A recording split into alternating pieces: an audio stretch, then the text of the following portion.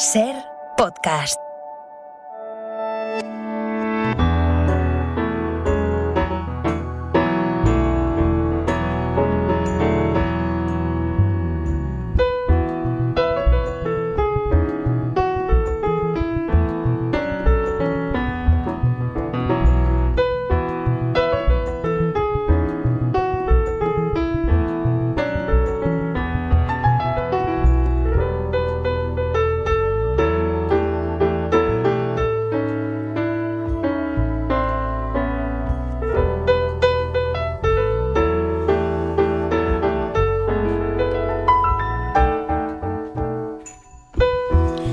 París, como cada mañana de domingo, Marc Bassets, que es corresponsal del País en la capital francesa. ¿Cómo estás, Marc? Buenos días. Hola, buenos días, Javier. Bonjour. Muy bien aquí. Estoy viendo, me has llamado la atención, los periódicos franceses tienen ya todos como una especie de sección fija sobre la reforma de las pensiones. Pocas veces se construye una sección esperando que un tema dure tanto, ¿no? Sí, es el tema eterno. Ya llevamos desde principios de enero, ¿no? Con la cuestión. Pero la cosa avanza, ¿eh? Esto ya está en el Senado.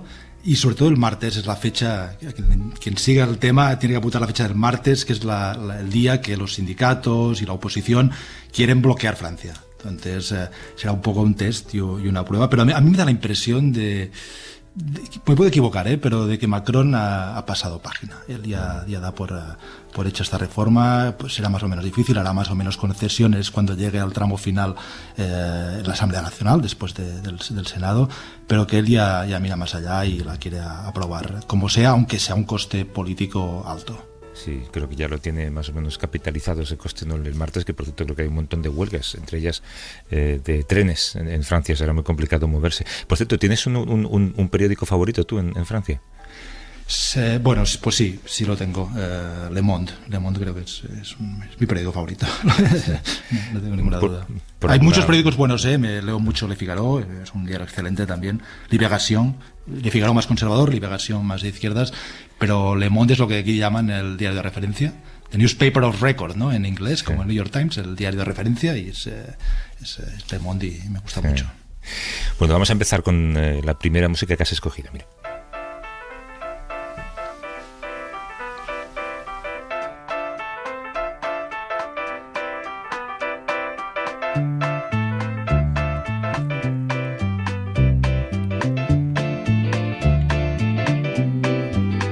C'est la vie, Lily, quand tu vas dans les rues de la ville, tout le monde t'admire et tes sourires et ta jeunesse font rêver les soldats.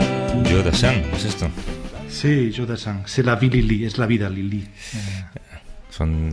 Vamos a hablar un momento, mira, de Ucrania, pero no desde Ucrania, porque nuestro compañero Nico Castellano ha estado allí durante un tiempo como enviado especial y está en el camino de regreso. Creo que le pillamos en el aeropuerto de Múnich. Nos había mandado un sonido y el sonido es un poco tremendo de escuchar. Vamos a escucharlo.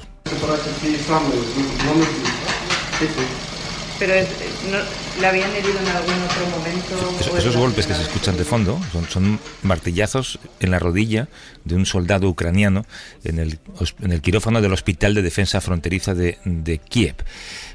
Nos contó Nico fuera de antena que más que un quirófano el hospital parecía un taller mecánico. ¿Estás por ahí, Nico? Buenos días. Hola, Javier. Hola, Mar. Buenos días. No me equivoco. Estás en el aeropuerto de Múnich ahora mismo, camino de vuelta, ¿no? Sí, acabamos de aterrizar desde Cracovia, en ese viaje en tren primero desde Ucrania hasta Polonia y camino a España, sí.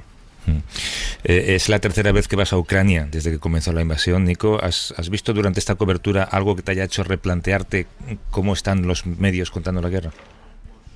Muchas cosas, Javier. He reflexionado mucho sobre la profesión, pero el trauma a largo plazo, ¿no? Esta guerra ya los ucranianos saben que va para largo. Al principio, hace un año, no sabían muy bien qué panoramas iban a encontrar, pero he visto mucho trauma físico, como ese sonido de traumatología, de ese quirófano brutal, la cantidad de amputados, de gente con graves heridas, un poco el trauma más allá de los muertos, y el trauma psicológico, Javier, el trauma mental de muchas familias, de mucha gente con la que he hablado, que se ve, lo que deja en evidencia es que la guerra no termina con el último disparo y que vamos a estar mucho tiempo hablando del trauma que genera esto en Ucrania. Y a nivel mediático, pues bueno, viene el pico mediático del aniversario y de nuevo vuelven a desaparecer los periodistas de Ucrania, o la mayor parte de los que van solo ocasionalmente. Eso es un poco la irregularidad de la información sobre causas como esta, ¿no?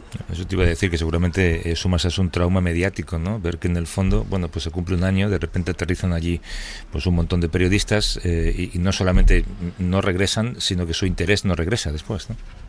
Claro, siguen allí los compañeros que de verdad están en el frente. Ahora hay un montón de compañeros españoles, Manu Bravo, Miquel Conate, María Sauquillo, Luis de Vega, que está ahora por Kiev.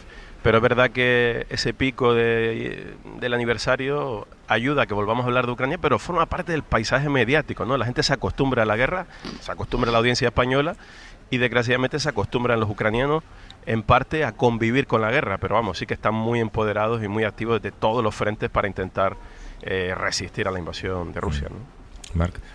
Sí, Nico, ¿crees que hay un riesgo, por lo que estás diciendo y contando, que hay un riesgo de fatiga nuestra, podemos decir, de los europeos occidentales, de esta guerra, que se convierta en algo ya del paisaje habitual y pase y bueno, y nos cansemos incluso de esta resistencia, a la resiliencia, ¿no? Este término psicológico que se utiliza, que puede haber una fatiga de la guerra por parte de los ucranianos después de un año o mirando al futuro? Sin duda, Mar. Yo creo que incluso esta guerra ha durado muchísimo más de lo habitual en las primeras páginas de los medios occidentales, ¿no? En el País, en el SER, estuvimos abriendo un mes y pico con la guerra de Ucrania, porque hay muchos intereses que afectan a nuestro sentir diario, a nuestro bolsillo, etcétera, etcétera, ¿no? Y porque es un poco el rescate de la guerra de los dos frentes, ¿no? O de los dos bloques en el planeta. Y ha durado mucho mediáticamente y sigue teniendo interés por todo eso, ¿no? Por lo que nos afecta en ese sentido, y porque cruzaron la frontera más de 7 millones de personas y más de 6 millones de desplazados internos, en el mayor desplazamiento forzoso de población desde la Segunda Guerra Mundial. Pero desgraciadamente, como sabemos bien todos los periodistas que estamos aquí, los que nos escuchan, las noticias hoy cada vez son más efervescentes, nos acostumbramos mucho, forman parte del paisaje. Y movemos el dedo como si fuera una noticia de una red social y pasamos a la siguiente. Y creo que bueno, nuestro trabajo está aquí, y sobre todo medios como El País, que tienen siempre gente en el terreno, de recordar que cada día la gente sufre y hacerlo desde diferentes puntos de vista, ¿no? Medios de referencia para que no caigamos en titulares de clickbait. Vamos a llegar a un punto en el que al final sabremos quién ha ganado la guerra, porque el titular será algo así como pincha aquí para saber quién ganó la guerra de Ucrania. En fin, oye, contigo... Las redes sociales y cómo ha cambiado la narrativa de la guerra es tremendo. Eso es para otro día. Sí. Que contigo está volviendo a España Mario Vega, que es creador escénico y director del proyecto Una Hora Menos. Está allí también en Múnich. Mario, ¿cómo estás? Buenos días. Muy buenos días. ¿Cómo surge? Hemos hablado en alguna ocasión de esto, pero ¿cómo surge la idea de hacer dramaturgia documental? Nico, y tú ya habíais trabajado con Ana Suriñac para hablar de los campos de refugiados de Moria. Ahora tenéis otro proyecto en marcha, ¿no? Sí, ahora tenemos un proyecto que es más vinculado al teatro ficción, pero sí es cierto que después de la experiencia de Moria hay algo que ahora se nos hace muy complicado, que es poder hablar de determinado tipo de temáticas sin haber vivido la experiencia. Al final se convierte uno en un usurpador que termina hablando de una guerra, o termina hablando de la violencia o el abuso de poder solo por lo que haya visto en YouTube o haya leído en la prensa, sin haber tenido la experiencia. Y claramente viajar a Ucrania, en este caso, cambia la visión totalmente que uno podía tener sobre la guerra, sobre la desesperación de tantos seres humanos y sobre su objetivo de conseguir la victoria final, como plantean en cualquier conversación. Mario, aquí Marc desde París. ¿Qué importancia tiene la cultura, el teatro y la cultura de manera más general en la guerra? ¿Es un lujo la cultura en estos momentos, cuando este pueblo está luchando por su libertad, o es importante?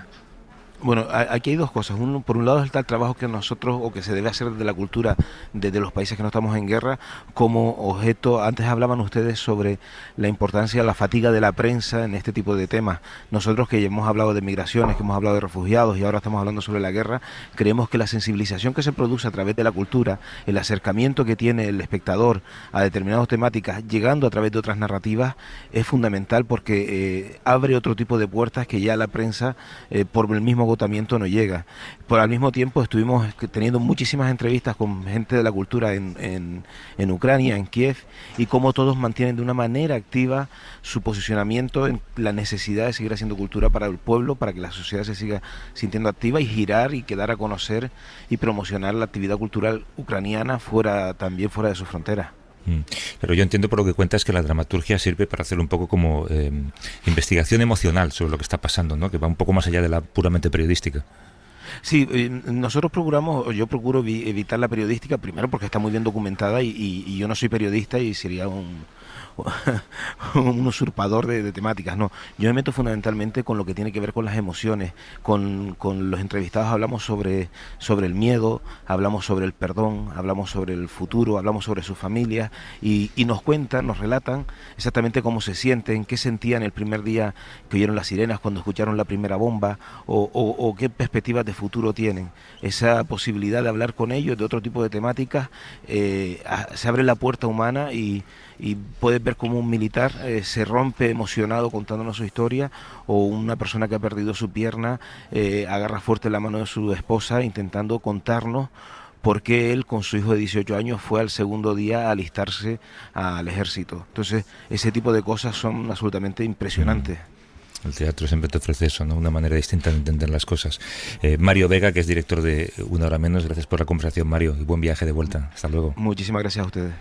Y a Nico Castellano, enviado especial de la SER a Ucrania, por tercera vez, creo que era, hemos dicho antes. Habrá bastantes más ocasiones de hablar contigo desde allí también. Te veo en la redacción pronto. Un abrazo, Nico. Un abrazo a los dos, gracias. Hasta luego.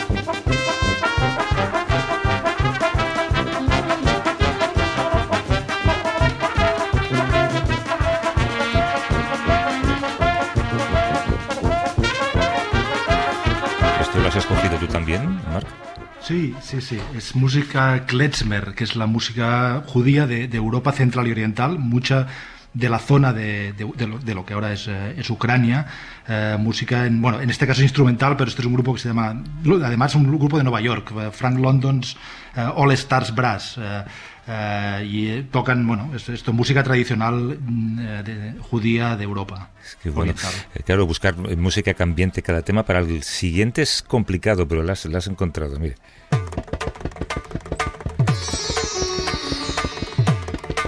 Me parece mentira cómo las cuerdas de un sitar te llevan rápidamente a un lugar, ¿eh? Sí, es maravilloso este instrumento.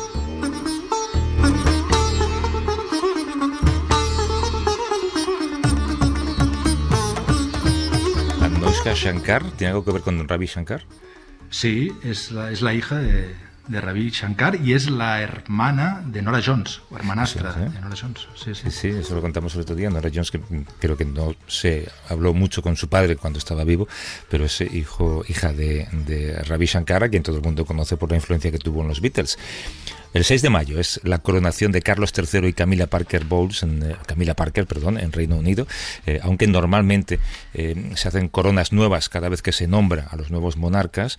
La Casa Real Británica ha informado que Camila va a utilizar una corona reutilizada por motivos de sostenibilidad y de eficacia, pero la decisión también esconde detrás de sí una explicación vinculada al legado colonial del Reino Unido. Una de las coronas que podía haber utilizado Camila en su nombramiento de reina consorte tiene un diamante que India, Pakistán, Afganistán e Irán han reclamado como suyo a lo largo de la historia. Y además es un diamante rodeado de muchos mitos. Siento, Marc, que nos adentramos en un cuento de Tintín. Sí, de Tintín, de Indiana Jones. El diamante se llama Koh-i-Noor, más bien dicho, que significa montaña de luz, y seguramente es el diamante más famoso del mundo, un diamante que fue codiciado, robado varias veces y rodeado de una leyenda maldita. Perteneció a emperadores, a reyes, a maharajas, y en 1849, la fecha es importante, la Compañía Británica de las Indias Orientales se la quitó al maharaja Dulip Singh en Lahore, el actual Pakistán, y la entregó a la reina Victoria. El diamante, y ahora cito una cita de un libro, el diamante era el objeto más valioso, no solo del reino del Punjab, donde estaba en aquel momento cuando los británicos se lo llevaron, sino seguramente de todo el subcontinente asiático. Esto lo escriben William Dalrymple y Anita Anand, que han escrito un libro dedicado al Koh-i-Noor, a este diamante que se robó o se quedó la corona británica, que es mucho más que una piedra, como ves. Pues es un símbolo de la humillación colonial, y también ha sido a lo largo de la historia de los siglos, porque hay muchos enigmas sobre su origen, ha sido un símbolo de poder, un poco, bueno, decías Tintín, pero también un poco como el Señor de los Anillos, el anillo en el Señor de los Anillos, ¿no? Claro, es un símbolo además de unas palabras que ahora resuenan mucho cuando se revisan las acciones coloniales, ¿no? La palabra restitución, la palabra devolución. Ahí, para muchos, como dices, el diamante representa la humillación de toda una era. Y para hablar de ese viaje que hizo el diamante, el Koh-i-Noor, desde Asia hasta Reino Unido, nos acompaña Eva Borreguero, que es profesora de Ciencia Política especializada en Asia Meridional. Ha publicado recientemente India, Historia de una civilización. ¿Cómo estás, Eva? Buenos días. Hola, buenos días. Muy bien. ¿Nos puedes hablar un poco de las circunstancias en las que llegó el Koh-i-Noor al Reino Unido? Bien, bueno, el Koh-i-Noor estaba en manos del Maharaja Sikh del Punjab, Duleep Singh, que tenía entonces 10 años de edad. Y bueno, este reino estaba en unas condiciones de poder un poco convulsas, y la Compañía de las Indias Orientales aprovechó la ocasión para imponerse en la región y tomar, digamos, forzar a firmar un tratado con el niño Maharaja, mediante el cual le cedía el reino del Punjab, y con él el diamante. Los ingleses ya tenían conocimiento de este diamante, era un amuleto de poder muy valioso, y en el tratado que firman queda recogido que cederían el diamante. Duleep Singh queda bajo la tutela de un cirujano, parte del servicio civil británico.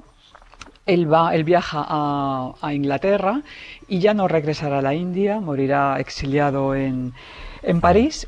Y el diamante va en un barco de vapor que sale de Bombay, hace una parada en las Islas Mauricio, un viaje muy movido, porque cuando llegan a las Mauricio hay un brote de cólera, y bueno, pues se plantea incluso que tenían la población que estaba en tierra, que había que quemar la nave. Luego, cuando retoma el camino hacia Inglaterra, hay un vendaval enorme, y finalmente llega en 1850 a Londres y es presentado a la reina Victoria en el Palacio de Buckingham. Marc. Sí, hola Eva, aquí Marc. Hola, Marc. Los británicos, ¿por qué se llevan este diamante y por qué lo incluyen en este tratado que imagino que era un tratado político? ¿Era por el valor económico del diamante o por su valor simbólico? Bueno, era por el valor simbólico. En la India los diamantes siempre han tenido un valor mágico, de propiedades mágicas. También los rubíes, en concreto los emperadores mogoles, también daban mucho peso a las propiedades mágicas del rubí, ¿no? Que decían también que poseían la luz, la fuerza de la energía del amanecer. Y en el caso del diamante ha sido un amuleto de poder, ha sido un amuleto desde que se recogen las primeras evidencias con Nadir Shah.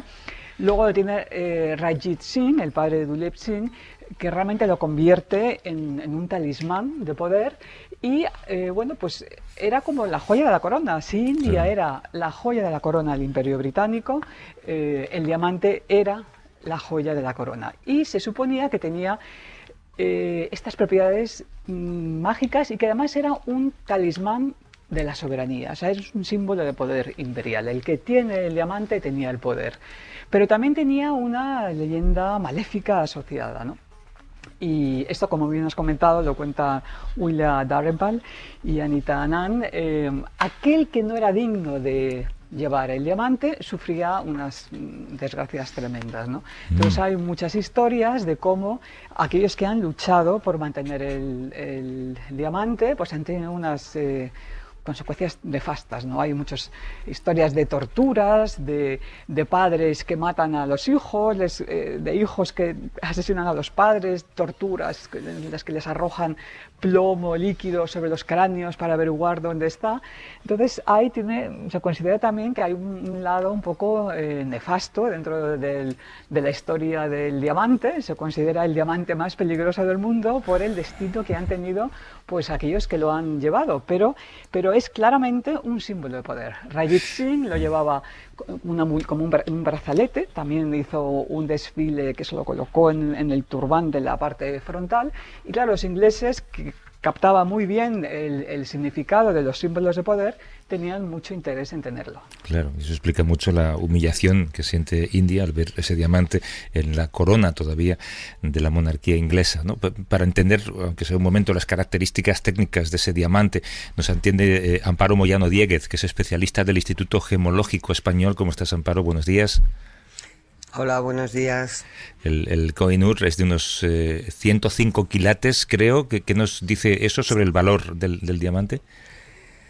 Bueno, hombre, que normalmente es una de las características de valoración de un diamante es el peso, y no hay diamantes de pesos excesivos. Lo normal es que sean de 1 quilate, de 2, de 3, de menos, por supuesto, de 1 quilate.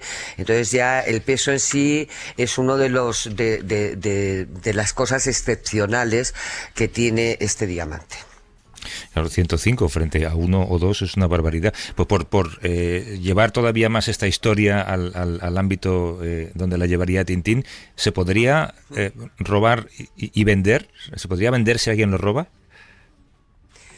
Hombre, se podría vender, porque una de las cosas que se podría hacer, se podría vender, por supuesto, a alguien que no, pero sin darle publicidad, ¿no? Porque enseguida es un diamante muy especial y enseguida se le podría seguir la pista. Lo que sí se puede hacer es de ese diamante hacer otros cuantos diamantes. Eso sí se podría hacer, y entonces sí los podrían vender, digo, con bastante más facilidad. Marc. Hola, Amparo, aquí Marc desde París. Hola. Una curiosidad, ¿cuánto costaría si saliese al mercado este diamante? Pues es que, ¿sabes qué pasa? Que en el caso de estos diamantes, ya cuando pasan de un peso, el mercado es muy variable, puesto que es un poco en función de quién lo quiera comprar. Sobre todo, además, tenemos que tener en cuenta que tiene un valor histórico, y eso va a añadirle mucho precio al diamante.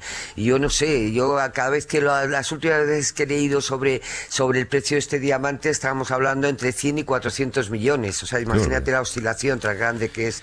No es que sea un diamante excepcional, es un diamante que, yo no sé si os habréis dado cuenta, pero nunca se habla ni de la pureza que tiene, ni del color que tiene. Se habla siempre del tamaño, aparte de la leyenda, de la gran leyenda que tiene. Yo me he fijado en él algunas veces, por supuesto en fotografías, no he tenido la suerte de poderlo ver en persona, porque no está, por ejemplo, o no, la vez que yo fui o las veces que he ido a ver las joyas de la corona, no lo he visto, pero no es un diamante que llame mucho la atención, ¿no? Y no de bonito color o que sea muy puro. Probablemente puro sí puede ser, pero sobre todo llama la atención por el peso, por supuesto. La talla tampoco es excepcional, o sea que bueno, es el valor histórico el que tiene, ¿no? Claro, pensaba Eva en este momento en el que estamos, hay, al fin y al cabo, pues hay un primer ministro que es Rishi Sunak, hay una especie de revisión de esa época imperialista británica. Sí. ¿Tú crees que existe alguna posibilidad de que se replantee la devolución? Hombre, tal y como están hablando de devolver cosas, podría plantearse esa posibilidad. Ya me extrañaría un poco, porque por ahora yo no he visto que se haya devuelto ni una sola joya de la corona inglesa, ¿no? Y tiene unas cuantas, pero podría existir, ¿no? Y bueno, y en base también un poco a esa mala fama que tiene, o a esa leyenda de maldición. Lo que pasa es que, bueno, siempre y cuando, supongo que será siempre y cuando que no lo lleve una reina, ¿no? Perdón, un rey.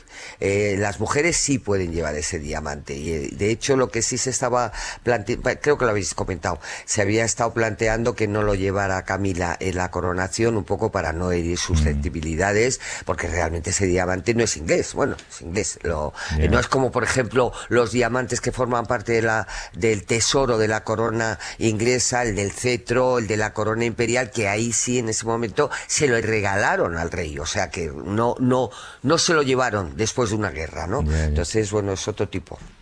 No son buenos los británicos a la hora de devolver cosas, que se lo digan a los griegos. No. ¿Sí? Eva Borreguero, que es profesora de Ciencia Política especializada en Asia Meridional, y Amparo Moyano Dieguez, que es especialista del Instituto Gemológico Español. Gracias, Eva y Amparo. Un abrazo. Gracias a vosotros. Un abrazo, gracias. Hasta luego.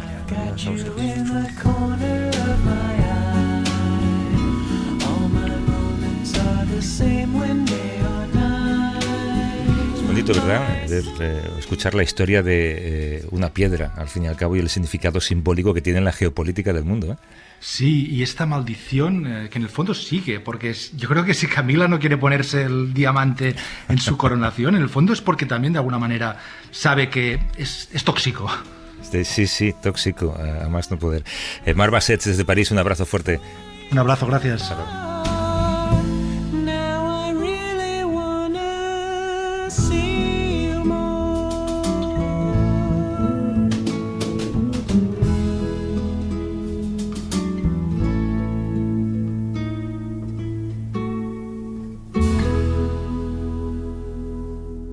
Para no perderte ningún episodio, síguenos en la aplicación o la web de la SER, Podium Podcast o tu plataforma de audio favorita. Cadena SER.